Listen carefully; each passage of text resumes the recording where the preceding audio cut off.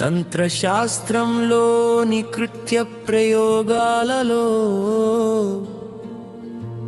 ప్రతిక్రియ లేదా రక్షణ కోసం చేసేవి బ్రహ్మకృత్య అనేది అత్యంత శక్తివంతమైన మరియు ఉగ్రమైన ప్రక్రియగా పరిగణించబడుతుంది. దీనికి సంబంధించిన మూల మంత్రం, ద్రవ్యం మరియు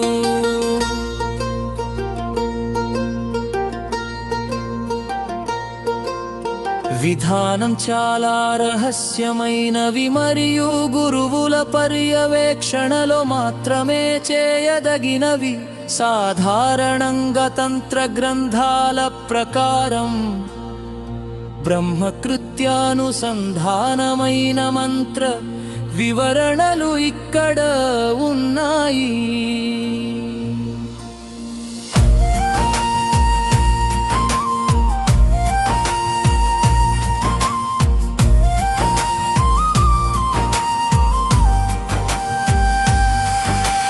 బ్రహ్మకృత్య మూల మంత్రము పంచతంత్రంలో బ్రహ్మకృత్యకు సంబంధించిన మంత్రం సాధారణంగా బీజాక్షరాలతో కూడి ఉంటుంది. దీని ప్రధాన ఉద్దేశం శత్రువుల నుండి రక్షణ లేదా దుష్ట శక్తుల నివారణ మంత్రము. శ్రీ బ్రహ్మకృత్యాయై నమః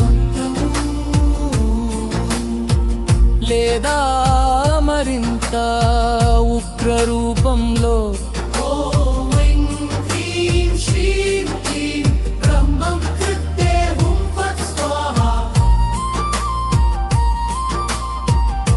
గమనిక తంత్ర మంత్రాల్లో బీజాక్షరాల ఉచ్చారణ అత్యంత ముఖ్యం. తప్పుడు ఉచ్చారణ ప్రతికూల ఫలితాలను ఇచ్చే అవకాశం ఉంది.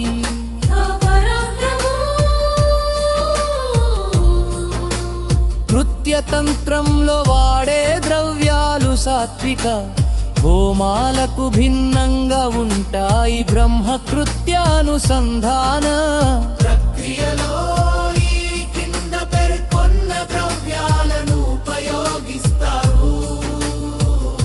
ప్రధాన ద్రవ్యం నల్ల నువ్వులు, కృష్ణతిలలు, ఆవాలు, సమిధలు, జిల్లేడు పుల్లలు లేదా చంద్రకర్రలు. ఇతరములు వేప నూనె లేదా ఆవు నెయ్యి. ప్రయోగాన్ని బట్టి మారుతుంది. ఎర్రటి గన్నేరు పూలు, బలి ద్రవ్యం గుమ్మకారం లేదా గుమ్మడికాయే. రింగనుసంధాన విధానం ఇష్టకంఠం ప్రకారం ఈ ప్రక్రియను అభిచారిక లేదా రక్షణ క్రియగా చేస్తారు.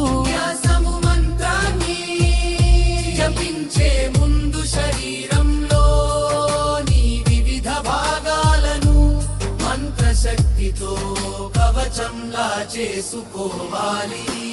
మండల లేఖనం నేలపై పసుపు, కుంకుమ లేదా బియ్యపు పిండితో కృత్య చక్రం లేదా బ్రహ్మచక్రం గీయాలి. హోమగుండం త్రిభుజాకార లేదా యోని ఆకారపు హోమ గుండాన్ని నిర్మించి అందులో అగ్నిని ప్రతిష్ఠించాలి. ఆహుతి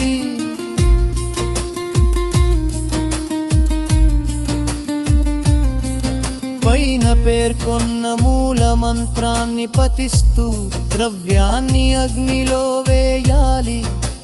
ప్రతి ఆహుతి చివర హుం ఫట్ అనే శబ్దాలను రక్షణ కోసం ఉపయోగిస్తారు.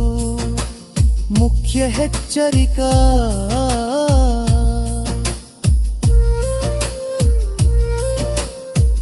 మంత్రశాస్త్రంలో కృత్యానేది ఒక ఆయుధం వంటిది. ఇది పొరపాటున ప్రయోగిస్తే ప్రయోగించిన వారికే నష్టం కలిగించే అవకాశం ఉంటుంది. కాబట్టి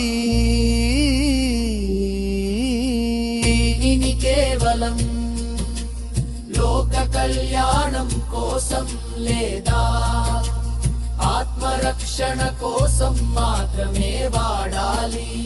అర్హత కలిగిన గురువు ఉపదేశం లేకుండా